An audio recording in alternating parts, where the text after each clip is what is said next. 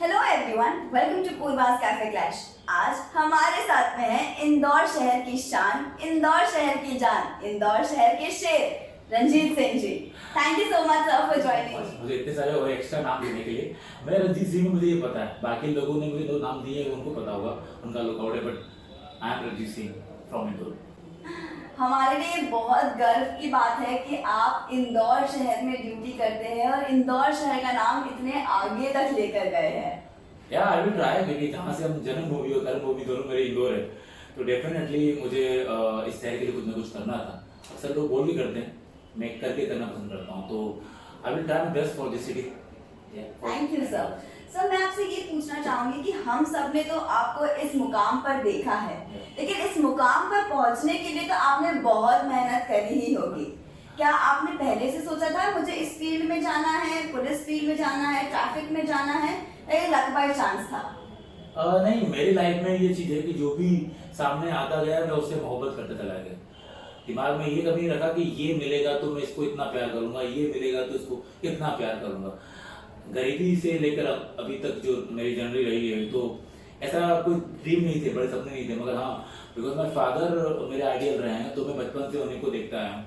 वर्दी पहनकर चलना, स्टाइल में चलना, पहनना और प्लेट पे चलना। तो मेरे दिमाग में ये सेट था कि मुझे पुलिस में जाना है, और मेरे मार्क्स भी इतने अच्छे होते थे कि मुझे पुलिस में जाना चाहिए था, और कोई रास्ते में बस थे भी नहीं। तो पुलिस में जाने का जो ड्रीम था वो पापा की वजह से, और शुरू से दिमाग में था कि क्योंकि हमारे घर में हर एक जनरेशन में एक व्यक्ति देश सेवा में गया है, तो मैं अपनी जनरेशन में इस सेवा में आया हूँ। देन चाहूंगा कि इन फ्यूचर भी मेरे लोग देशभक्ति के लिए किसी न किसी फील्ड में जाएं और काम करें, क्योंकि डेफिनेटली बहुत जरूरी है देश में। हर एक फैमिली में तो ये बोलना चाहूंगा, हर एक फैमिली से एक व्यक्ति को देश सेवा में जाना चाहिए। जी सर। सर, अगर हम बात करें, जैसे आपने बताया कि आपने अपने पापा को देख के, अपने पिताजी को देख के इसी फील्ड में आए हैं, तो हम ये कह सकते हैं वो आपकी इंस्पिरेशन है? Of course, one and only. मैं किसी और को फॉलो भी नहीं करता, मैं उन्हीं को फॉलो करता हूँ, उन्हीं को देखता हुआ है, क्योंकि मेरा वजूद उन्हीं से। तो अगर किसी इंसान कोई ये बोलेंगे मेरे फादर मदर की सेवा भी कोई किसी और ने मुझे इंस्पायर किया है, तो मैं उस पर एक क्वेश्चन मार्क लगा दूंगा, क्योंकि फादर मदर से ज्यादा इंस्पायर व्यक्ति कोई हो सकता। मदर जितना पेन सहन करके हम पैदा करती हैं, यकीन मानिएगा उतना पेन कोई भी औरत इस दुनिया में और सहन नहीं कर सकती आपके लिए। तो आप कैसे बोल सकते हो कि आपके माता पिता के सिवा किसी और ने आपको इंस्पायर किया? मेरे लिए मेरे वो आइडियल हैं, और मैं डेफिनेटली हमेशा बोलता आया हूँ कि वो जैसे भी हैं, थोड़ा रूड हैं, बट जैसे भी हैं उन्होंने मुझे आज बनाया, किसी काबिल बनाया। मैं उन्हीं की इज्जत के लिए, उन्हीं के सम्मान के लिए काम कर रहा होता हूँ। जी सर, बिल्कुल सही कह रहे हैं आप। माता पिता तो एक अलग ही जगह हमारे लिए हुआ करते हैं। अगर लॉकडाउन की बात करें, कोविड-19 पैंडेमिक की बात करें सर हम अगर, तो इंदौर शहर का कैसा हाल रहा था? देखिए, शुरू में जब स्टार्ट हुआ था, डेफिनेटली जब से गवर्नमेंट या जो अथॉरिटी है उन्होंने पब्लिक से सपोर्ट मांगा था, तो पब्लिक ने डेफिनेटली बहुत सपोर्ट किया था। हमने देखा था इक्का दुक्का लोग ही जो कि हमेशा रहते हैं किसी समाज में, 10-15% लोग या 5% लोग ऐसे होते ही हैं जो को हमेशा खिलाफ चलना का, जिनका दिमाग में एक साइको होता है। बट 95-99% में बोलूंगा कि इंदौर के लोगों ने सपोर्ट किया था, और वही लोग बाहर निकल रहे थे जिनको इमरजेंसी था, बिना इमरजेंसी लोग नहीं निकल रहे थे, तो काफी सपोर्ट मिला था। और उस वक्त रोड खाली हुआ करते थे, तो टेंशन ये होता था कि खाली रोड पे अक्सर एक्सीडेंट ज्यादा होते हैं, तो हम लोग चौराहे पे इसलिए होते थे ताकि लोग जो स्पीड में भाग रहे हैं या गति में भागते थे, वो लोग हमें देख के थोड़ी स्पीड कम कर लें और सेफली जाएं, ताकि किसी की रक्षा कर पाए। क्योंकि जो सब निकल रहे थे डेफिनेटली वो लोग थे जो किसी सेवा में जा रहे थे।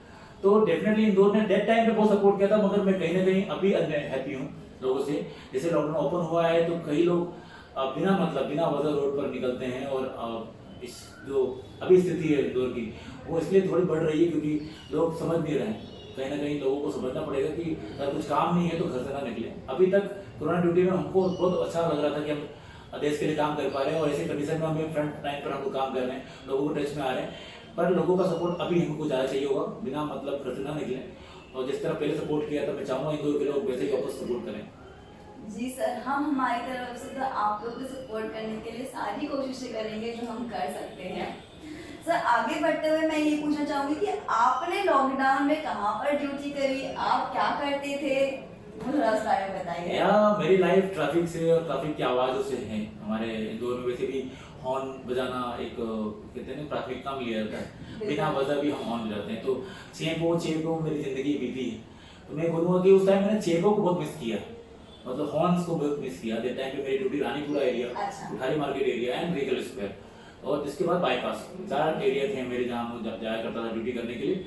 और वहाँ पर चारों लोगों एक ही दिमाग में था कि जिसके पास हैं या जो लोग वैलिड हैं उनको चेक करना है, जो अनवैलिड है उनके खिलाफ कार्रवाई करवाना है। ये दिमाग में सेट था हमारे, और बहुत अच्छे से हम लोगों ने 4 जगह ड्यूटी की है।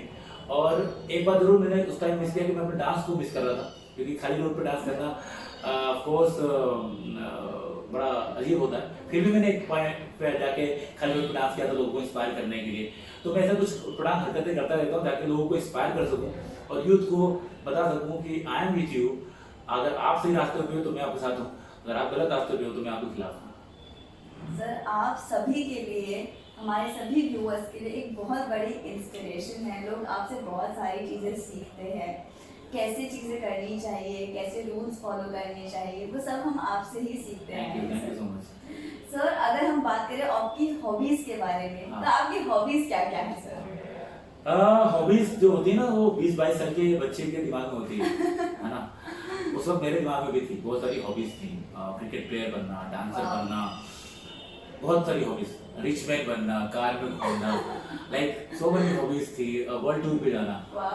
बट प्रॉब्लम इज दैट कि जब आप मीडियम क्लास फैमिली या उससे लो क्लास फैमिली के होते हैं तो ये सारे ड्रीम्स जो होते हैं वो एक टाइम पे आके खत्म हो जाते हैं, टूट जाते हैं। मेरे साथ एक प्रॉब्लम ये रही कि मैंने अभी तक इन सारे ड्रीम्स को मारना नहीं दिया, इनको होल्ड पे रखा कि वन डे आएगा, एक दिन होगा, जैसे हो सकता है कि एक मेडिकल हो और मैं रिच मैन बन जाऊँ, मेडिकल हो और मैं फुटबॉल प्लेयर बन जाऊँ, मैं मेडिकल हो और कुछ ऐसा लाइफ हो जाए जो मेरे ड्रीम्स पूरे हो जाए। मैंने सारे जो हॉबीज हैं उनको होल्ड पे किया।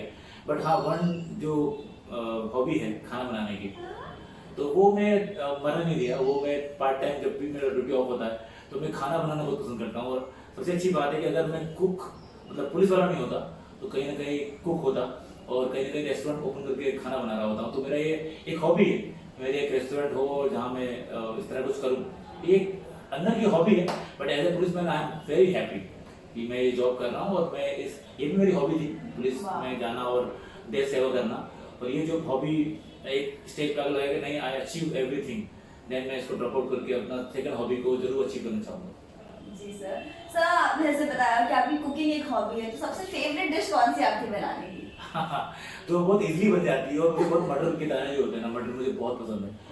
आलू मटर हो या मटर पनीर, मटर पनीर मुझे बहुत फेवरेट है और बहुत इजीली वो जल्दी बन जाता है। तो मैं अक्सर कोशिश करता हूँ कि जल्दी से मटर पनीर बन जाए, क्योंकि मैं पोहे भी खाता हूँ ना, पोहे अपन इंदौरी खाते हैं, तो पोहे में तो मुझे मटर नहीं दिखता, मैं नहीं खाता। मैं अक्सर शॉप पे जाकर मटर पोहे नहीं खाता, मैं घर पे बनाता हूँ, घर पे खाता हूँ। मुझे आलू और मटर पोहे में चाहिए। तो मेरा फेवरेट डिश मटर पनीर कह सकते हैं। जल्दी से मुझे भी आना है आप खाने के लिए। कभी भी वेलकम है। जी सर। सर जैसे आपने बताया कि इंदौर के शहर में लॉकडाउन के समय पे ट्रैफिक उतना ज़्यादा नहीं था, अब एकदम से जैसे ट्रैफिक बढ़ गया है, तो क्या अब एक्सीडेंट ज़्यादा हो रहे हैं?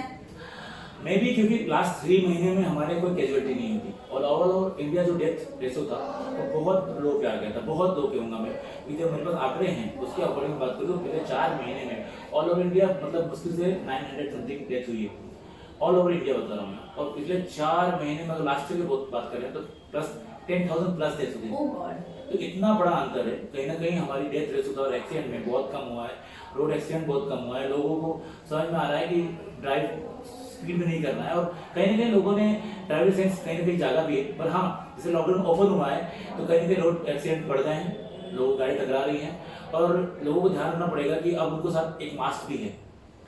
तो अभी तक हमको आदत नहीं थी इस मास्क की, तो कहीं ना कहीं वो मास्क की आदत डालनी पड़ेगी हर एक इंसान को। तो उसको जो गाड़ी चलाते वक्त वाइब्रेशन आता है कहीं ना कहीं, तो उसको कंट्रोल करने के लिए हमें गाड़ी की स्पीड कम करनी पड़ेगी। तो अगर गाड़ी की स्पीड कम करेंगे तो डेफिनेटली कहीं ना कहीं हम रोड एक्सीडेंट में तो नहीं मरेंगे। कोरोना तो खैर हो ना हो, मैं चाहूँगा कि रोड एक्सीडेंट ना मरे, तो क्योंकि रोड एक्सीडेंट में डेथ जो होती है ना तो हम किसी लायक नहीं होते। तो मैं व्यूवर्स से बोलना चाहूँगा कि किसी पे आरोप प्रत्यारोप लगाने से अच्छा है कि खुद को सुधार करें और खुद को सेफ करें। सर हमें ये पता चला है कि आप कोई भी काम तब तक नहीं करते हैं जब तक आपको उस चीज के लिए किक नहीं मिलती है। तो इस फील्ड में आने के लिए क्या किक थी आपकी? एक मात्र किक थी मेरे फादर की, वो वर्ड जो मैं हमेशा याद रखता हूँ, वो अक्सर चिढ़ते थे क्योंकि बहुत ईमानदार इंसान, बहुत ही ईमानदार इंसान मेरे फादर। तो उनको ज़िंदगी में एक मलाल जरूर रहा कि उतना अच्छा काम करने के बाद भी जो एप्रिसिएशन है, जो पब्लिक का सपोर्ट है, या एक पुलिस की इमेज है वो हमेशा नेगेटिव होती है।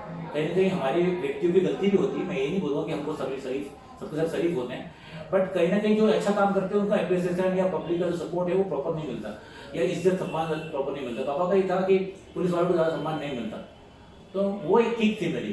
पापा ने बोला सम्मान नहीं मिलता, तो मैं पापा को ये वर्दी पहन के दिखाऊंगा सम्मान कैसे मिलता है पापा को, और ये मेरा प्रूफ करना मेरी एक कहते किक थी दिमाग में। तो मैंने बहुत टाइम स्ट्रगल किया, बहुत हार्डवर्क किया, एंड देन जब जाके अवार्ड जब सेरेमनी हो रही थी और पापा उस अवार्ड सेरेमनी में मेरे साथ बैठे हुए थे, और जब उन्होंने मुझे मेडल लगते हुए देखा मेरे सीने पे, तो इट फील वेरी प्राउड। और उन्होंने वो बात मुझसे बोली कि तूने मुझे जो थॉट थी मेरी वो तुमने बदल दी, पुलिस वालों को डेफिनेटली सम्मान मिलता है। और वो जो किक थी, वो किक जो होती है ना इंसान को कहीं ना कहीं एक मंजिल तक पहुंचाती है। दिमाग में हमेशा एक इंसान किक होना चाहिए कि मुझे कहाँ किसको प्रूफ करना है।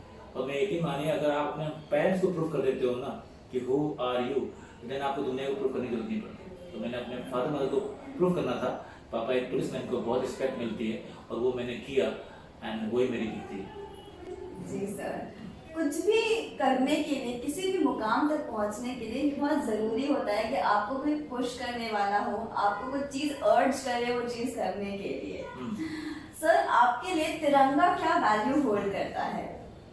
तिरंगा तिरंगा मेरे लिए बहुत बहुत महत्व करता है, क्योंकि मुझे अच्छी तरह याद है कि मेरे जो फैमिली बैकग्राउंड है उसमें बहुत सारे लोग आर्मी और एयरफोर्स में हैं। तो उनकी जब भी मैं डेड बॉडीज में शहीद होते थे बॉर्डर पे, जब भी वो आते तिरंगे में लिपटे हुए आते थे, और पूरे गांव में जयकार के नारे लगते थे, क्योंकि मैं आर्मी बैकग्राउंड से हूँ, मेरे फैमिली में बहुत सारे लोग आर्मी और एयरफोर्स में हैं।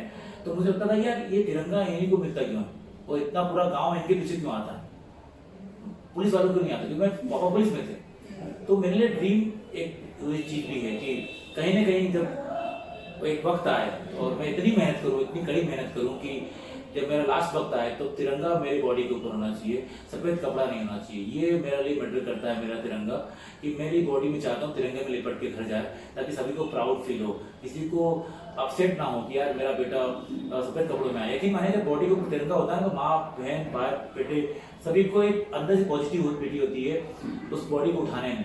तिरंगा मेरे लिए वो मैटर करता है कि मैं चाहता हूँ कि जब भी शहादत हो, जब भी वो वक्त आए, तो मैं इतना हार्डवर्क करूँ कि मैं वो तिरंगा डिजर्व करूँ और वो मेरे ऊपर हो। मेरे लिए तिरंगा इतना मैटर करता है। जब भी मैं थक जाता हूँ स्क्वायर पे, तो मेरे स्क्वायर पे अक्सर तिरंगा लहरा रहा होता है, तो मैं उस तरफ देख लेता हूँ। तो मुझे बड़ा एक होता नहीं, एक इंसान अपने महबूब को देख ले तो उसको एक शक्ति आ जाती है, एनर्जी आ जाती है। तो मेरे लिए मेरा तिरंगा मेरा महबूब की तरह है, इसको मैं देख लेता हूँ तो मुझे बहुत एनर्जी आती है, और मैं वापस थका भी होता हूँ तो वापस एनर्जेटिक होकर वापस काम करता हूँ जाके। सर, आपने कुछ काम ही ऐसे करे हैं कि आप ये चीज डिजर्व करते हैं और आपके साथ में ये चीज जरूर होगी। शुक्रिया। अगर ऐसा हो तो शायद मेरे ख्याल से ये मेरा ड्रीम है, और होपफुली वो पूरा हो तो मैं अपने आप की जिंदगी को खुद को प्रूव कर पाऊंगा। सर, हमने अक्सर देखा है आपकी पिक्चर्स में, वीडियोस में आपके हाथ में एक ब्लैक बेल्ट होता है जो अभी भी हमें दिखाई दे रहा है। ये किस चीज का प्रतीक है सर? इसकी कहानी थोड़ी सी इमोशनल है, कहीं ना कहीं मुझे इंस्पायर करती है। मैं अच्छा। कहीं ना कहीं टोटका बोल सकते हैं, या ये कहें कि एक पॉजिटिव वेव्स आती है इसके पास से मुझे, क्योंकि एक मेरे फ्रेंड में थे ब्रदर गैंग, जो कि मेरे खून से रिलेटिव हैं, और वो कारगिल में शहीद हुए थे। तब जब उनकी बॉडी आई थी तो मैं इत्तेफाकन वहीं पर था, और उस वक्त मैं पूरा टाइम मेरी लाइफ में चल रहा था, मतलब मैं कहूँ कि मैं थोड़ा भटका हुआ सा था पर्सनल लाइफ को लेकर। मेरी पर्सनल लाइफ कहीं ना कहीं डैमेज हो रही थी। मगर जब उनकी बॉडी आई तो जब मैंने उनकी बॉडी को देखा तो बड़ा फक्र सा हो रहा था कि यार मेरा इंसान, मेरा दोस्त, मेरा भाई शहीद होके आया है और देश के लिए कुर्बान होके आया है, और मैं थोड़ा सा पर्सनल प्रॉब्लम में आया और मैं डिस्ट्रॉय हो गया, कहीं ना कहीं टूट रहा हूँ। तो मैंने देखा कि जब एक शहीद की बॉडी आती है तो उसमें जो कपड़े पहने होते हैं वो वापस आते हैं, सांस में आते हैं, उनकी चिट्ठियाँ वापस आती हैं। तो उस बॉडी में ऐसे ब्लैक बेल्ट थे बहुत सारे।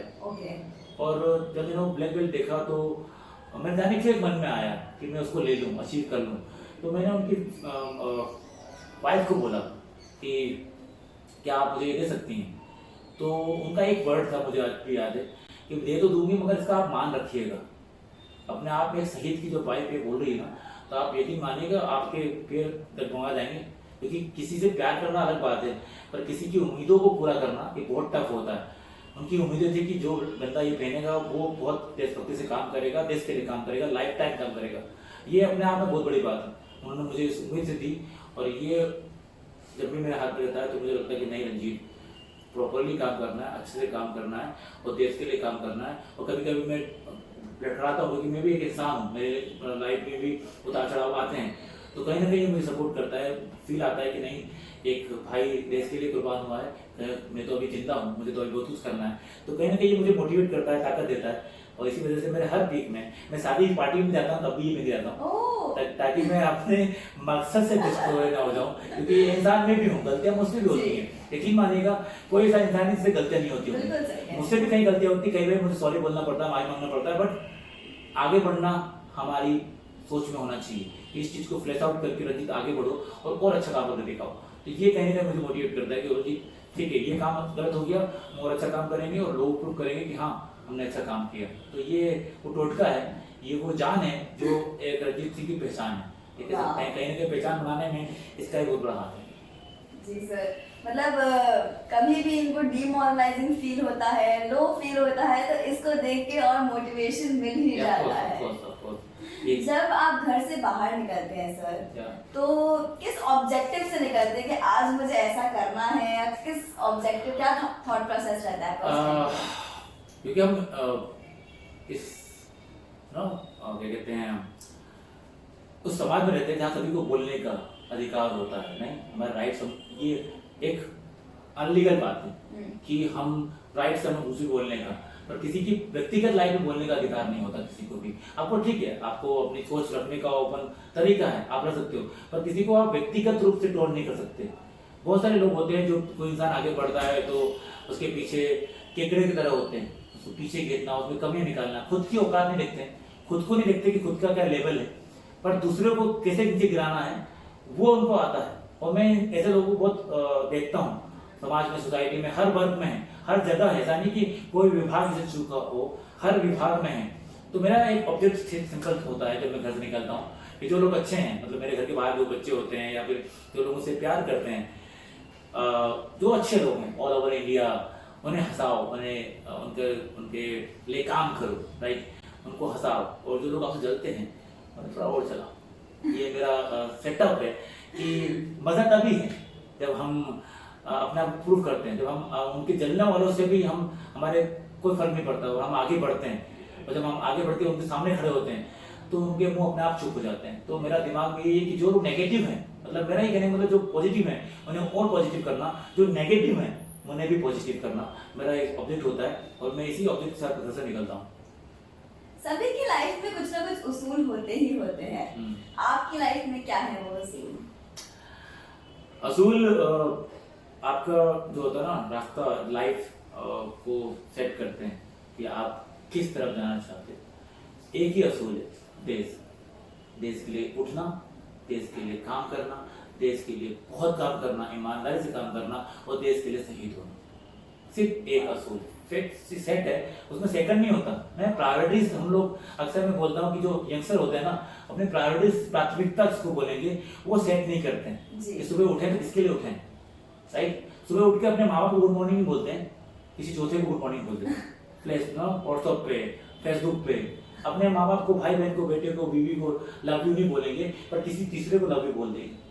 वो एक सेट करना होता है दिमाग में कि मैं उठाऊं तो किसके लिए उठाऊं। फॉर मी, मैं अगर उठता हूं तो सबसे पहले दिमाग में होता है मेरे माँ बाप, देश, मेरी प्रायोरिटीज, मेरी जिंदगी की प्राथमिकता जिसको कह सकते हैं कि फैमिली, या उसके बाद आता है जिसको मैं प्यार करता हूँ या समवन स्पेशल फॉर मी।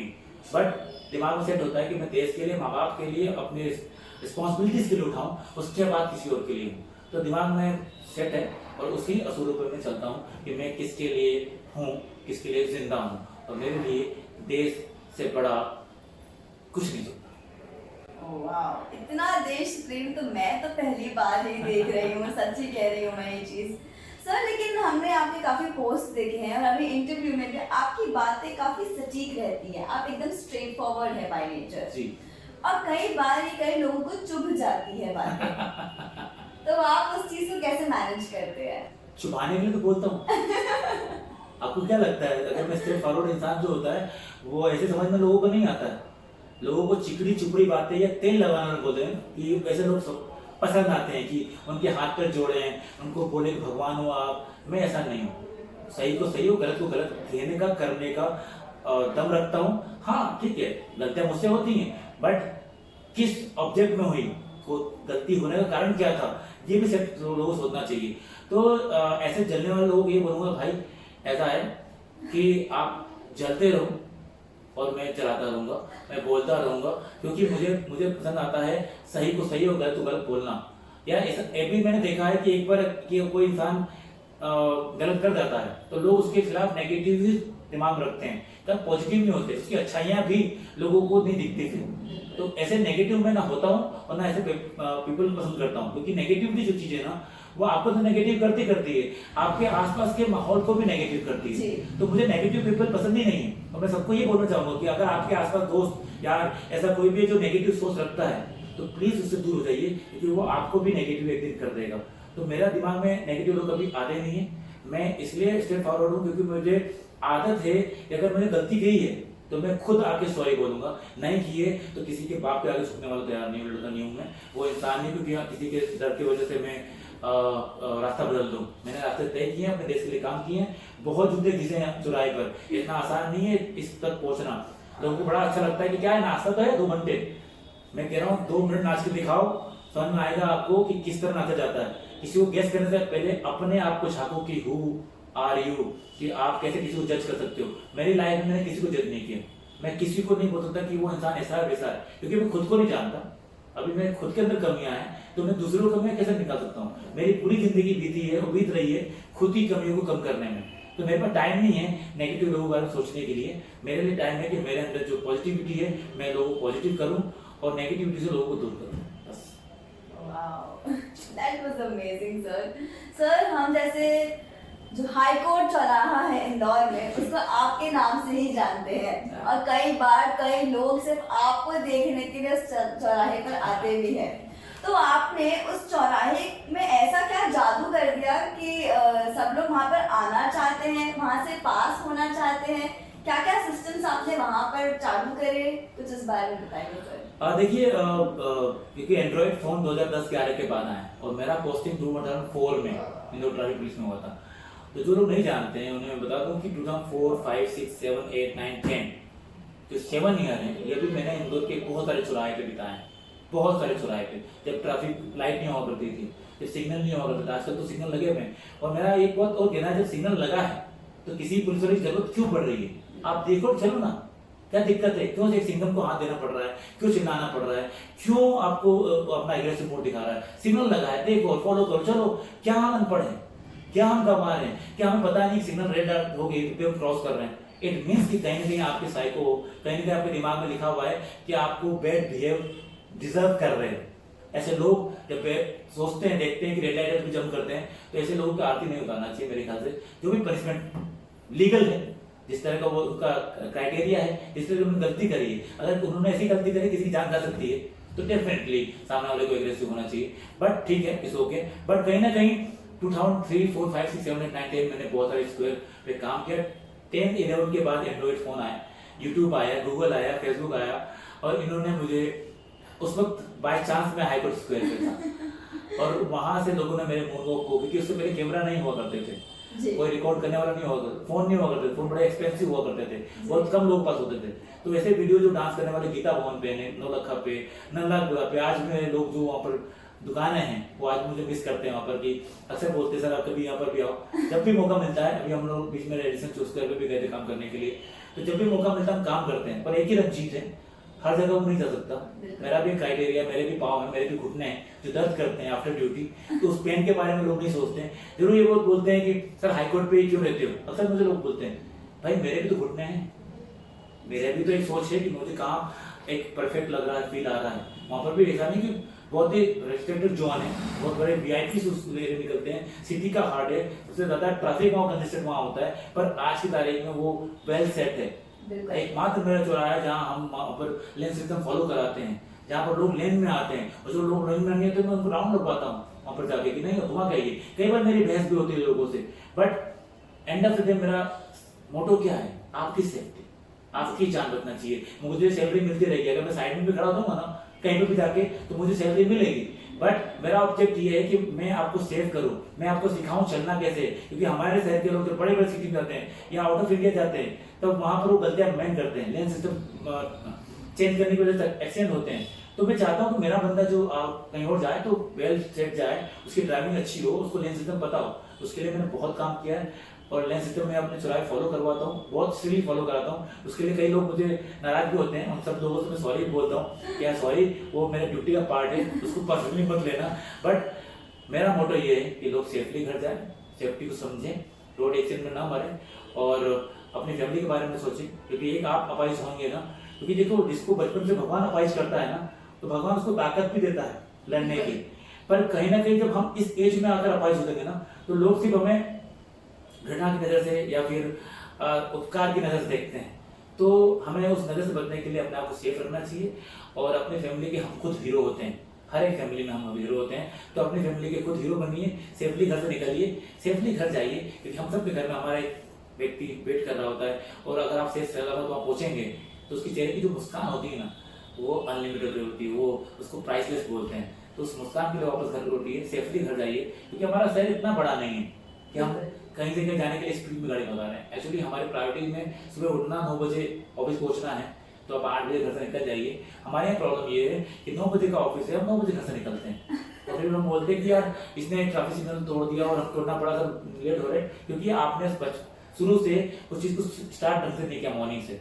मैं यही बोलना चाहूंगा कि रंजीत सिंह रहे ना रहे, शहर आपका है, सिग्नल आपके हैं। हर जगह पे रंजीत सिंह को लाना बड़ा मुश्किल है, मेरा भी काम करना बड़ा मुश्किल है। सिग्नल लगे हुए हैं, देखिए, फॉलो कीजिए। बड़ी बड़ी सिटी में जाइए, दिल्ली, मुंबई, वहाँ पर ट्रैफिक कांस्टेबल डांस करके नहीं करता है। हमारे यहाँ क्यों करना पड़ता है? क्योंकि हम रेल लाइन पर रुकना पसंद नहीं कर रहे, राइट। तो सिग्नल लगे हुए हैं, देखिए, फॉलो कीजिए, चलिए, और बाकी काम हम लोग सपोर्ट के लिए खड़े हैं, जितना हो सके करेंगे, मरते तब तक करेंगे। But end of the day किसी भी सिटी को बड़ा महानगर माँ के लोग बनाते हैं, कोई पुलिस वाला नहीं। सर लेकिन जो आपका कंट्रीब्यूशन है उससे तो हमारे इंदौर शहर को काफी नाम मिला है और ये आप ही की मेहनत रही है सर। उसके लिए मैंने कहा ना, मैं बहुत थैंकफुल हूँ कि मैं इंदौर में पैदा हुआ और थैंकफुल हूँ कि मैं इंडिया के लिए काम कर रहा हूँ, इंडिया के इतने बड़े महान देश में पैदा हुआ हूँ। और डेफिनेटली हर इंसान को अपने देश के लिए, अपने सिटी के लिए एक अच्छा काम करना चाहिए। काम छोटा बड़ा नहीं होता, करने का तरीका छोटा बड़ा होता है, आपकी सोच छोटी बड़ी होती है। पर कोई भी काम आप अगर मेहनत से करेंगे ना, आप डेफिनेटली कहीं ना कहीं एक जगह सक्सेस जरूर करेंगे अपने आप को। जी सर। सर अगर आपको एक मौका मिले कि हाईकोर्ट चौराहा छोड़कर कहीं और पर जाके आज ड्यूटी करनी है तो आप कौन सा चौराहा चूज करना पसंद करेंगे? देखिए, जब मेरी 2003 से पोस्टिंग यहाँ पर है और 2011 से मैं हाईकोर्ट पे हूँ, मतलब मैंने इंदौर पे ऑलमोस्ट चौराहे ड्यूटी करी है, ऑलमोस्ट सभी चौराहे पे ड्यूटी करी है। मैं डेफिनेटली अब बड़ी सिटी जाना चाहूँगा। मैं दिल्ली, मुंबई या बड़े महानगरों में, क्योंकि मुझे घूमने का शौक है। तो कहीं ना कहीं मैं वो देख रहा हूँ कि कहीं से बुलावा आ जाए दिल्ली, मुंबई से, तो मैं वहाँ जाके ट्रैफिक, क्योंकि मैं गया भी हूँ दिल्ली, मुंबई में, मैंने काम भी किया है, वहाँ के ट्रैफिक के लिए काम भी किया और मैंने कई वीडियो भी शेयर किए हैं। तो मैं वहाँ जाना चाहूँगा, क्योंकि वहाँ पर कहीं ना कहीं मुझे, जब मैं काम कर रहा था मुंबई में या दिल्ली में, तो ट्रैफिक मुझे हैवी लगा था और मुझे लगा था यार बहुत ट्रैफिक है। एक्चुअली ट्रैफिक उसको बोलते हैं जी। तो वहां पर काम करना चाहूंगा, अपनी मेहनत को और एक बड़ा आयाम देना चाहूंगा, क्योंकि कहते हैं ना हर इंसान को एक बड़ा सोचना चाहिए। तो मैं कहीं ना कहीं चाहूंगा कि इन्फिनिटी मॉल स्क्वायर मुंबई में है, जो मेरा फेवरेट है, मैं वहां जाकर काम करना चाहूंगा। और अगर वहाँ के पुलिस कहीं बुलाएगी तो डेफिनेटली आई एम प्राउड कि मैं वहाँ पर भी। और यकीन मानिएगा, ये रोड एक्सीडेंट जो है ये सिर्फ एमपी का, इंदौर का प्रॉब्लम नहीं है, ये पूरे इंडिया का प्रॉब्लम है। हम 1.5 लाख लोग खोते हैं हर साल, रोड एक्सीडेंट में डेथ होती है, और 4.5 लाख लोग के आसपास लोग अपाइज होते हैं। तो इसे ये इंदौर का प्रॉब्लम नहीं है, पूरे इंडिया का प्रॉब्लम है। तो मैं बहुत सारे इंडिया के स्टेट में काम करना चाहूंगा, वहाँ के लोगों को अवेयर करना चाहूंगा। अगर मेरा पसीना वहाँ बहता है और मेरा कुछ काम आ जाता है और लोग अवेयरनेस फैल जाती है, लोग स्ट्रिक्टली रूल्स फॉलो करते हैं, तो मैं अपने आप को थैंकफुल समझूंगा और ऊपर वाले को भी। थैंक यू सर, ऐसा जरूर होगा और जल्द ही ऐसा होगा, आपकी मेहनत आपकी रंग लाएगी सर। सर जब भी आपके बारे में बात होती है तो अमर जी का नाम जरूर आता ही आता है। तो आप दोनों, आपने कभी उनसे डांस स्टेप सीखी है? है, हम बचपन से डांस करते थे, ऐसा नहीं हम स्टेप सीखिए। एक्चुअली हम हर एक लाइफ एक फंडा अलग होता है ना। डांस भी बहुत सारे प्लेटफॉर्म पे होते हैं, कंटेम्प्रेरी होता है एंड हिप हॉप होता है, बहुत सारे होते हैं। मैं एकदम इंडियन डांस वाला था बंदा, एकदम जो आता है वही आता है। तो बचपन से मतलब कहते हैं ना कि मैं अमर को अपना ड्रीम में देखता हूँ, क्योंकि जो एक हीरो बनने का ड्रीम था मेरा, तो मैं जब उसको देखता हूँ, क्योंकि अमर आज मुंबई में सेट है और वो एक अच्छे आयाम पर है, तो उसको देखकर मेरा एक ड्रीम पूरा हो गया है कि यार मैं हीरो होता तो ऐसा होता। तो कहीं ना कहीं अमर मेरा सोल कह सकते हैं, मैं अगर जिसम हूँ तो वो मेरी आत्मा है। एंड आई एम हैप्पी कि वो इस आयाम पे है और आगे बढ़े। हाँ, कहीं ना कहीं वो मैं चाहता हूँ कि एक दिन चौराहे पे आए और मेरे साथ कुछ ना कुछ करे, मैं चाहता हूँ, बट अनफॉर्चुनेटली वो जब टाइम आएगा तब आएगा। बट आई एम हैप्पी कि उसके साथ मुझे जो टाइम स्पेंड करता हूँ वो अच्छा होता है मेरे लिए। अमर जी, अगर आप ये इंटरव्यू देख रहे हैं तो आपको इनके साथ में डांस करने चौराहे पर जरूर आना है। हाँ, हमने साथ में कई बार कई स्टेज पे डांस किया है। हमने अमिताभ बच्चन से मिलने गए थे, तब भी हमने साथ में डांस किया हुआ है। पर चौराहे पर डांस करने की बात आई है, ऑफ कोर्स वो है चीज। जब भी दूर को कुछ ऐसा इंस्पायरिंग वीडियो बनाना होगा, मैं डेफिनेटली अमर को बुलाऊंगा और साथ में काम करवाऊंगा। मैं चाहता हूँ, क्योंकि मेरा ड्रीम है उसके साथ काम करना, उसका भी ड्रीम है मेरे साथ काम करना, पर मेरा ड्रीम है कि कहीं हम इंदौरी कुछ कर पाए, एक नया कुछ लेके आ पाए। तो थैंकफुल है और मैं चाहूंगा कि अमर अगर सुन रहा है तो भाई, is my dream, fulfil it now. Sir, कभी ऐसा हुआ है कि उन्होंने आपको डांस करते हुए देखा और बोला कि भैया आपने ये स्टेप गलत करी थी? नहीं, बिल्कुल भी नहीं, क्योंकि ऑन द रोड डांस करना इज नॉट ए जोक। मैं हमेशा ये बात बोलता हूँ। और कभी आप जूता खींच कर देखो तो सही रोड पर, मालूम पड़ेगा कितनी खतराहट होती है।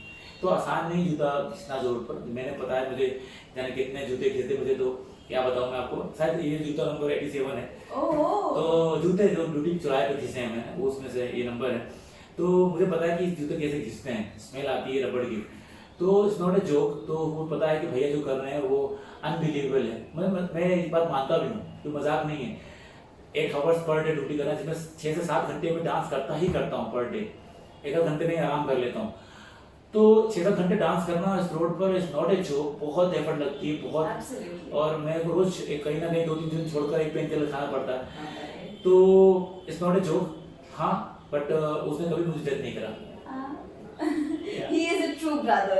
True brother. और यही मानिएगा, आपको किसी को भी जज करने का राइट नहीं है। अगर if you are perfect then आप किसी को जज कर सकते हो। अगर आप खुद ही परफेक्ट नहीं हो तो आप किससे किसी को जज कर सकते हो। मैं हमेशा, हमारी पूरी फैमिली इस बात को मानती है और हम इसी रास्ते पर चलते हैं कि जब तक हम परफेक्ट नहीं है, हम किसी के खिलाफ कोई बात नहीं करते।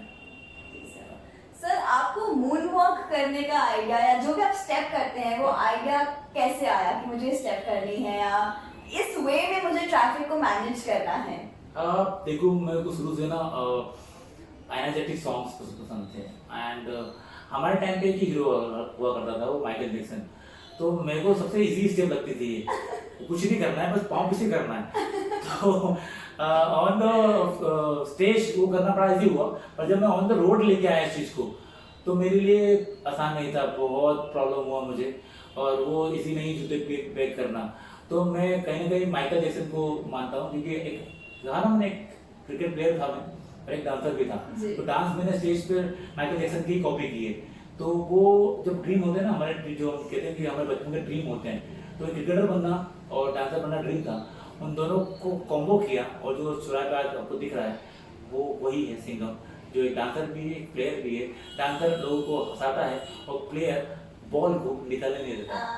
तो मैं कहीं ना कहीं ट्रैफिक में जो रूल्स वॉलेट करते हैं उनको बॉल समझता हूँ और उनको न निकलने देना, ये मेरा काम होता है। और जो प्लेयर दोनों कॉम्बो स्कल टू सिंगम। वाओ, एकदम परफेक्ट डेफिनेशन दे दी है। अच्छा, जैसे आपने बताया कि किक की जरूरत होती ही है, तो क्या आपको ये स्टेप करने के लिए या ये फास्ट मूवमेंट्स करने के लिए भी कोई किक थी? किक नहीं थी एक्चुअली। जब मैं स्क्वायर पे कर रहा था तो कुछ अटपट लग रहा था। मुझे ट्रैफिक में रेगुलेट करने में प्रॉब्लम आ रहा था। मैं जब मूव कर रहा था ट्रैफिक बीच में आके फंस जा रहा था, मतलब चल रहा था। तो मुझे लगा चलने में बीच में फंस रहा हूँ, तो मेरे को स्पीड तेज करनी थी अपनी, ताकि मैं एक स्पीड के बाद वहां पहुंच जाऊं। तो दौड़ तो नहीं लगा सकता ना, तो कहीं ना कहीं मैंने मूववॉक को सपोर्ट में लिया। और वो किक जो हुई कि एक टाइम में ऐसे ही मूववॉक ट्राई कर रहा था और मैं सेकंड्स गिन रहा था अपने स्क्वायर के, और जब मैं सेकंड गिना था 30 सेकंड में मुझे वहां पहुंचना चाहिए था और मैं मूववॉक करके पहुंच गया। वाओ। और ट्रैफिक रेगुलेट हो गया इजीली। तो मैंने कहा वाह ये अच्छा हो गया। तो मैं सेकंड्स को कंक्लूड करके अपने राइट टाइम मुझे कहाँ पहुंचना है उसके लिए मैं मूव करने लगा, और वो करते करते वो एक जर्नी स्टार्ट हो गई। और वो आज 10 साल 12 साल हो गए मुझे करते करते, और अच्छा लगता है। लोग मोटिवेट होते हैं, लोग इंस्पायर होते हैं, लोगों को मजा आता है, लोग 10 तरह की टेंशन लेके घर से निकलते हैं। तो कई लोग मुझे बोलते हैं सर आपकी चौराहे पे आके हमें मजा आ गया और हमारा टेंशन दूर हो गया। अरे यार जिंदगी में किसी एक इंसान को खुश कर लो, वही बहुत बड़ी बात होती है। मैंने तो इतने लाख सारे लोग खुश होते हैं। तो मैं थैंकफुल हूँ गॉड का कि उन्होंने मुझे इतना यूनिक बनाया और उस यूनिक को मैं सही जगह अप्लाई कर पाया। सर आप लोगों की काफी मदद भी करते हैं आउट ऑफ द वे जाके, अपनी ड्यूटी से बाहर जाके, जो कि आपकी रिस्पॉन्सिबिलिटी नहीं है, but being a responsible citizen आप लोगों की मदद भी करते हैं। तो इस चीज को कैसे मैनेज करते हैं आप? देखिए यकीन मानिए जब आपका नाम होता है ना तो लोग आपसे उम्मीद करते हैं। बिल्कुल। तो मैं अक्सर बोलता हूँ किसी का दिल तोड़ दो पर किसी की उम्मीद मत तोड़ो। अक्सर इंसान कहता है कि दिल टूट गया तो नेगेटिव में चले गए और रास्ता भटक गया या फिर किसी और से दिल नहीं लगाना है, वो एक अलग चीज है। मगर मुझे लगता है कि उम्मीद किसी की नहीं तोड़ना चाहिए। बहुत सारे लोग, बहुत सारे गरीब लोग, बहुत सारे ऐसे लोग जो मुझ पर अपने आप को हीरो देखते होंगे कहीं ना कहीं, तो वो उम्मीद करते हैं कि यार इस टाइम पे रकीब भैया हेल्प करने आएंगे, मेरे बच्चों को गाइड रकीब भैया करेंगे, सिंगम आके हमें मोटिवेट करेगा, हमें खाना, जैसे लॉकडाउन में बहुत लोगों में करीबन 48 डेज 50 लोगों को खाना खिलाया था मैंने। तो वो उन लोगों की सोच थी कि अगले दिन रणजीत सिंह आएंगे और हमें खाना देंगे, एक उम्मीद बन गई। तो उम्मीद को तोड़ना मेरे लिए टफ होता है, बहुत टफ, कि लोगों ने उम्मीद कर ली कि रंजीत आएगा हमें खाना खिलाएगा, रंजीत आएगा हमारे बच्चों को मोटिवेट करेगा। तो ये उम्मीदों ने रणजीत सिंह को बनाया है। एक्चुअली मैंने उनकी हेल्प नहीं करी, उन्होंने मुझे हेल्प करी है एक अच्छा इंसान बनाने में, क्योंकि हर इंसान के अंदर एक अच्छा इंसान होता है, वो एक्सप्रेस करने का मौका नहीं मिलता हमें। उन लोगों ने जिनको मैं हेल्प करता हूँ, उन लोगों ने मुझे किक दी कि रंजीत हम भी हैं और हमको आपकी नीड है। तो ऐसे ऐसे कई एनजीओ हैं जो जिनके बच्चे को मैं जाता हूँ मोटिवेट करने के लिए। कई लोग गरीब हैं जिनकी मैं हेल्प करता हूँ। मेरे को नहीं बताना है सब, बट हाँ अगर मेरी जिंदगी का हर टाइम पर सेकंड में किसी काम आ रहा हूँ तो मैं बहुत खुशनसीब समझता हूँ अपने आप को। एक्चुअली मैं उनकी हेल्प नहीं कर रहा हूँ, उन लोगों की हेल्प करके मेरी हेल्प हो रही है। मैं एक अच्छा इंसान बन रहा हूँ, धीरे धीरे मैं अपनी कमियों को दूर कर रहा हूँ। तो मैंने किसी की हेल्प नहीं करी, उन लोगों ने मेरी हेल्प करी है। सर आपकी सोच बहुत अच्छी है। नहीं ये हर एक को होना चाहिए। कोई भी बोले ना हमने इतना लोगों को दान किया, एक्चुअली आपने दान नहीं किया, उन्होंने आपके ऊपर उपकार किया आपका दान लेकर। बिल्कुल सही कह रहे हैं। अगर दान लेने वाला नहीं लेगा तो आप दोगे किसको? बिल्कुल सही कह तो रहे हैं। उन्होंने उपकार किया कि उन्होंने हमारा दान एक्सेप्ट कर लिया और थैंकफुल है कि उन्होंने एक्सेप्ट करके हमें महान बना दिया। तो कहीं ना कहीं उन लोगों को मैं महान मानता हूँ जिन्होंने हमें बनाया, हमने किसी को नहीं बनाया। सैल्यूट है सर आपको। सर अनलॉक में, लॉकडाउन में ऐसा क्या था जो आप मिस कर रहे थे और अब अनलॉक में वो चीज अभी भी मिस कर रहे हैं, ऐसी कोई सी चीज? लॉकडाउन में मैंने मिस किया था ट्रैफिक को, और बहुत सारी जो चीज़ें मैं चौराहे पे करता था, डांस वगैरह, जो अनलॉक था जब लॉकडाउन था शहर में तब ट्रैफिक नहीं था, और बहुत सारी चीज़ें थी तो नहीं कर पा रहा था मैं लाइफ में, घर नहीं जा पा रहा था। लॉकडाउन में ये चीज़ें आ गई है कि वापस से ट्रैफिक लोग आ गए, चौराहे पर आ गए, बट मैं अपनी सिटी नहीं बजा पा रहा क्योंकि मुंह पे मास्क रहता है। हाँ जी।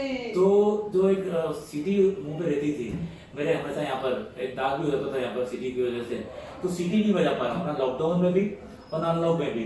इन पूरे टाइम पर मैं सिटी नहीं बजा पा रहा हूँ। सिटी जब बजाता था मुझे अच्छा रिदम आता था, तो मैं अपने सिटी को मिस कर रहा हूँ। कहीं ना कहीं कहते हैं ना युद्ध में जाने से पहले इंसान को तो अपनी हथियार रखना चाहिए। सिटी मेरा हथियार था जो आजकल नहीं होता मेरे पास में, क्योंकि कुछ लोग होते हैं जो अंधे भी होते हैं और बहरे भी होते हैं। तो सिटी जो होती है ना उन दोनों के लिए बहुत अच्छी होती है, उन लोगों के लिए काम कर देती है। क्योंकि लोग कई बार होता है कि हमारा ध्यान नहीं था रोड पर, तो जब कोई सिटी की आवाज आती है तो हम एकदम से, कई बार मैंने देखा लोग बात करके जा रहे हैं उनका रोड पर ध्यान नहीं है, तो सिटी जो होती थी वो ध्यान लाती थी कि नहीं चौराहा आ गया है, कोई सिटी बजा रहा है, तो उसको मैं मिस कर रहा हूँ कहीं ना कहीं सिटी को, या और वो बड़ी जल्दी से खत्म हो और मेरी सिटी मेरे मुंह में वापस जाए, वो फुली मैं चाहता हूँ ऐसा हो। जल्दी होगा ऐसा सर। सर अगर हम बात करें आपकी हॉबीज के बारे में तो हमें ये पता चला है कि आपको लिखने का काफी शौक है।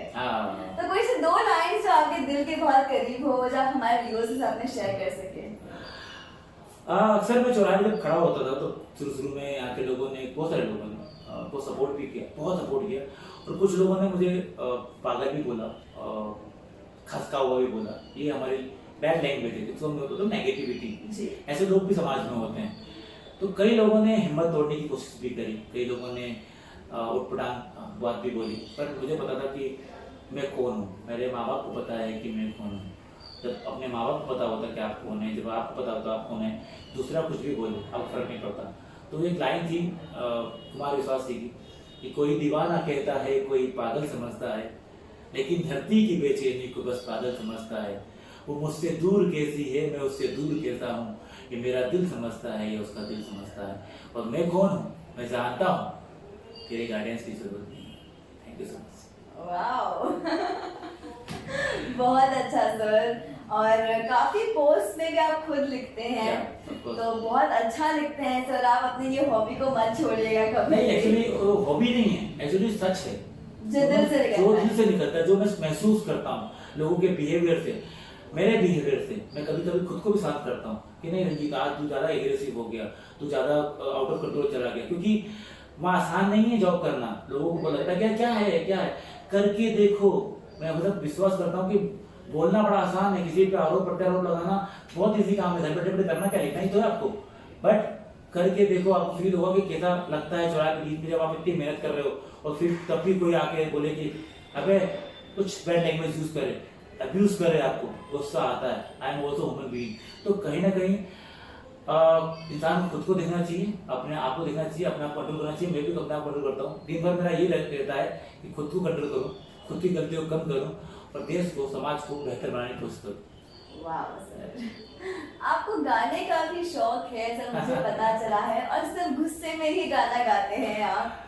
लेकिन अभी मैं गुस्सा तो नहीं दिलाना चाहूंगी आपको, फिर भी ऐसी कोई 2 लाइन गुनगुना दे आप हमारे लिए। नहीं, मैं बिल्कुल गुस्से में गाना नहीं गाता हूँ, मगर हाँ खुद को कूल करने के लिए म्यूजिक जो है वो बहुत मेरे लाइफ में बहुत अहमियत रखता है। मैं बहुत एडमायर करता हूँ म्यूजिक को, कि अगर मैं म्यूजिक नहीं होता शायद कहीं मैं अपने गुस्से को कंट्रोल भी नहीं कर पाता। क्योंकि वहाँ पर बहुत अनलिजन हॉर्न बजाते हैं लोग, स्पीड में जाते हैं, डर भी लगता है, रोड डर लगता है। लोग कहते हैं सिंगम को डर लगता है, मुझे डेली डर लगता है। लोगों की स्पीड से डर लगता है, लोगों की सोच से डर लगता है, कोई किसी को मार न डाले, कोई अपाहिज ना हो जाए, किसी को बच्चे रोड पे गिर जाते हैं, टूट जाते हैं, बड़ा दुख होता है। तो ऐसे माहौल से निकल के जब हम एक सुकून के लिए जाता हूँ तो म्यूजिक मेरे लिए बहुत इंपॉर्टेंट होता है। और मैं कुछ ना कुछ गाने गुनगुना लिया करता हूँ कि अक्सर मेरा एक फेवरेट सॉन्ग है जो मैं अक्सर लोग में गाता हूँ। तो लोग कहते हैं वो वाला सॉन्ग सुनाओ, तो मैं वो गाना गाता हूँ कि जो ख्वाहिशें हैं, जो ख्वाब है, जो लाइफ में नहीं होते हैं तो लाइफ कैसी होती। तो उस गाने में वो चीज़ है कि तेरे बिना जिंदगी से कोई सिकवा तो नहीं, सिकवा नहीं, सिकवा नहीं, सिकवा नहीं, तेरे बिना जिंदगी भी लेकिन जिंदगी तो नहीं, जिंदगी नहीं, जिंदगी नहीं, जिंदगी नहीं। ये मेरा फेवरेट सॉन्ग है जो मैं अक्सर गाया करता हूँ। बहुत अच्छा गाते हैं सर आप। I am a bathroom singer. I'm not a singer at नहीं, all. but you are good at it, सच्ची में। मैं भी सर जब आपने वो स्टेप करा था आपका चौराहे पर, क्या आपको वो दिन याद है जब आपने करा था? या मुझे अच्छी तरह वो दिन आया क्योंकि मेरे दोस्त का रोड एक्सीडेंट हुआ था और मैं बहुत गुस्से में था। मतलब मैं बहुत गुस्से में था कि मेरा एक यंग दोस्त रोड एक्सीडेंट में मारा गया है और उसकी बॉडी लेने में मैं ही गया था। तो जब मैं वापस लौट के आया चौराहे पे तो मैं बहुत गुस्से में था। और नेक्स्ट डे 15 अगस्त था।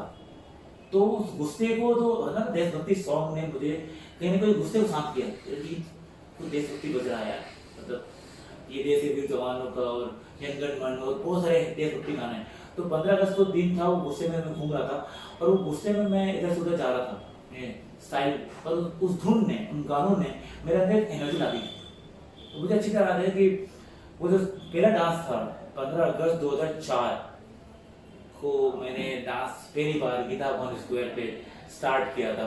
गीता भवन स्क्वायर से एक्चुअल मेरी जो स्टार्टिंग पॉइंट है वो गीता भवन स्क्वायर था। एक दौर में मैंने वहाँ से स्टार्ट किया था वो डांस करना। और Naulakha, Nandalpura, Vijaynagar, Patipura, so many squares पर जाकर फिर मैंने उसको अप्लाई किया था, और फिर घूमते घूमते घूमते एक दिन आके हाईकोर्ट में खड़ा हो गया।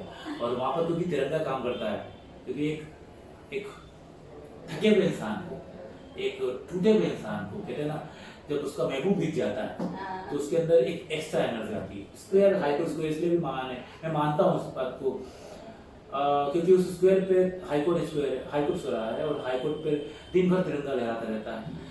तो तिरंगा जो है ना, मैं थकता हूँ तो उसको देख लेता हूँ, तो मेरे लिए बहुत, मेरा सोच है, मेरी बॉडी की एक नीड है, मुझे तिरंगा चाहिए होता है।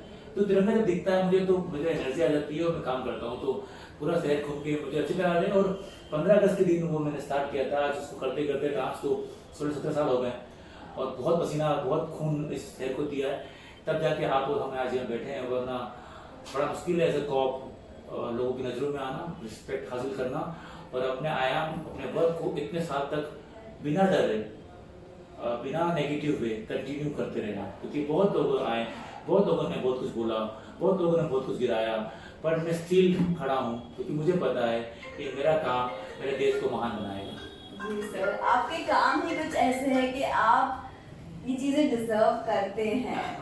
देशभक्ति की बात चल रही है सर, तो मैं आपसे, मुझे ये पता चला है कि सुबह उठकर आप सबसे पहले जन गण मन गाते हैं, पढ़ते हैं, तो क्या ये सच है? आपकी डायरी में लगता है बहुत कुछ है मेरे लिए, आप जाने कहाँ से ये सोर्स लेके आए हैं। यस, ऑफ कोर्स, मैं जब सुबह उठता हूँ, अपने आप को फ्रेश करता हूँ, अपनी वर्दी पहनता हूँ, तो अपने आप को आए सामने खड़ा करता हूँ, और डेली जनगण मन गा के घर से निकलता हूँ। एक वो पॉजिटिव सॉन्ग है जो हर इंडियन को, सिर्फ स्कूल कॉलेज में नहीं, सिर्फ 15 अगस्त के दिन नहीं, पर डे गा के निकलना चाहिए। आप गा के देखिएगा, आप, मैं बोल रहा हूँ आपको पूर्वा, आप प्लीज जाइए, अपने आप को खड़ा कीजिए मॉर्निंग में, और ये गाना नहीं, ये हमारी आत्मा है जी। ये हमारा वो गीत है जिसकी वजह से हमारा देश बना है।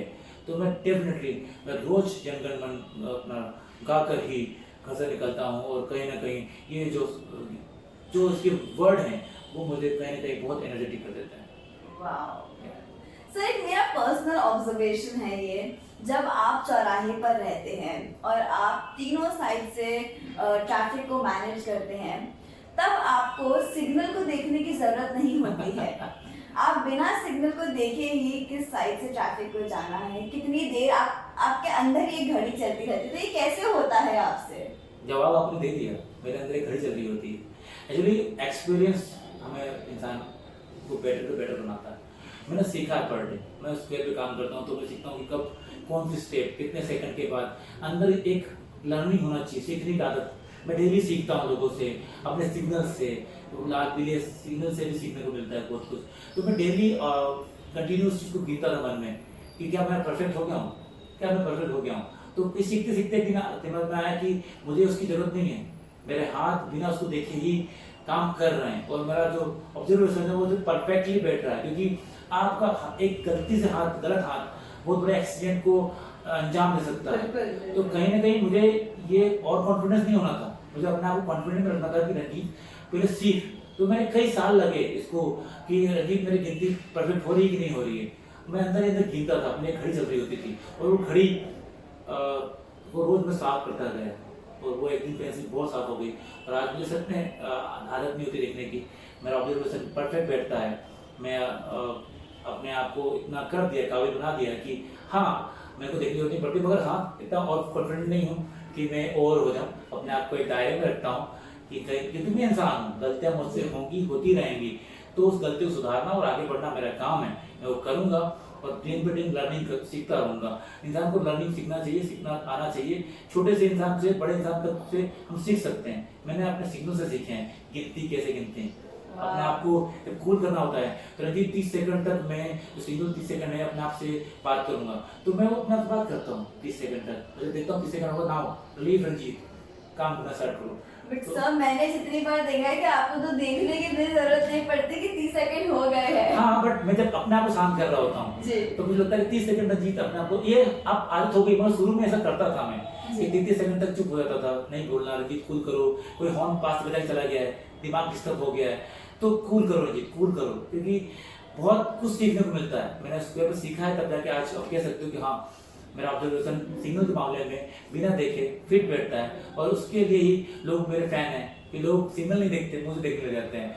तो कहीं ना कहीं मैं इस बात से लेकर वरी भी हूँ कि लोगों को सिग्नल देखना चाहिए, क्योंकि रंजीत आज काम कर पा रहा है। मैं इंसान हूँ, मैं भी थकूंगा एक दिन, मेरे घुटने दर्द करते हैं डेली। तो जब रंजीत नहीं रहेगा तब सिग्नल रहेंगे ना, तो इंसान को सिग्नल देखना चाहिए। रंजीत रहे ना रहे, रूल्स फॉलो कीजिए, सेफली घर जाइए, आपकी जिंदगी है, आपको घर जाना है। रंजीत आते जाते रहेंगे, देश आपका, फैमिली आपकी, और आपके मरने से आपकी फैमिली को फर्क पड़ेगा, मेरी फैमिली को फर्क नहीं पड़ेगा। तो प्लीज रूल्स फॉलो कीजिए, मैं रहूं ना रहूं, आपकी लाइफ रहना चाहिए। एकदम परफेक्ट है सर, आपके टाइमिंग एकदम परफेक्ट है चीज़ों में। सर मैं आपसे ये पूछना चाहूंगी कि इस सिस्टम में कोई एक चेंज अगर आपको अथॉरिटी मिले चेंज करने के लिए, तो आप क्या चेंज करना चाहेंगे? हाँ, सोच, लोगों की सोच। जो लोग घर बैठे बैठे किसी पे उंगली उठाते हैं और ये सोचते हैं कि वो ना ऐसा नहीं करेंगे, और लिखते भी हैं कि कमियां निकालने वाला नहीं होगा तो आपकी कमियां दूर कैसे होगी। वो देखेगा रही हो यार, कमियां निकालने वाला होना चाहिए, पर आप अपने औकात तो पहले दिखाओ समाज सोसाइटी में कि आपकी औकात क्या है, फिर आप किसी और पे आरोप प्रत्यारोप लगाओ। तो मैं अगर कुछ बदलना चाहूंगा तो लोगों की नेगेटिव सोच, कि लोग जो नेगेटिव हो जाते हैं तो वो नेगेटिविटी फैलाते हैं और समाज में एक नेगेटिव आयाम आ जाता है, नेगेटिव माहौल आ जाता है, इससे लेकर अच्छी चीजें भी पीछे रह जाती हैं। तो मैं उन नेगेटिव सोच को कम करना चाहूंगा, नेगेटिव लोगों को कम करना चाहूंगा, और ऐसे लोगों की सोच को अप्लाई नहीं होने दूंगा। क्योंकि नेगेटिव सोच अगर हम फेसबुक पर डालते हैं, हम व्हाट्सएप पर डालते हैं, क्योंकि आजकल सोशल मीडिया का जमाना आ गया है, तो लोग अपनी नेगेटिव सोच, अपनी सोच जो है वो किसी और का सहारा लेकर या मेरे फोटो को लेकर लोग अपना रख देते हैं। वो इस सोच को मैं कम करना चाहूंगा, क्योंकि ये सोच से समाज नेगेटिव होता है, एक अच्छा इंसान भी टूट सकता है। अगर इंसान में गट्स नहीं होगा और वो इंसान आगे बढ़ना चाहता है तो वो नेगेटिव लोगों की वजह से नहीं बढ़ पाएगा। तो मैं कहीं ना कहीं समाज में सोच को, नेगेटिव सोच को सुधारना चाहूंगा, और इस नेगेटिव मीडिया को या नेगेटिव सोशल मीडिया को कम करना चाहूंगा। जी सर, बिल्कुल सही कहा आपने। सर आखिरी में आप अपने व्यूअर्स को क्या मैसेज देना चाहेंगे? देखिए, एंड ऑफ द डे मैं ट्रैफिक पुलिस के लिए काम करता हूँ, आप देश के लिए काम करता हूँ, और समाज को नहीं चाहता कि देश के जो यूथ हैं, जो कि लास्ट ईयर 96,000 यूथ जो हैं रोड एक्सीडेंट में डेथ हुई थी, उनकी बॉडी उनके घर पर टूटी फूटी आई थी, सफ़ेद कपड़ों में आई थी।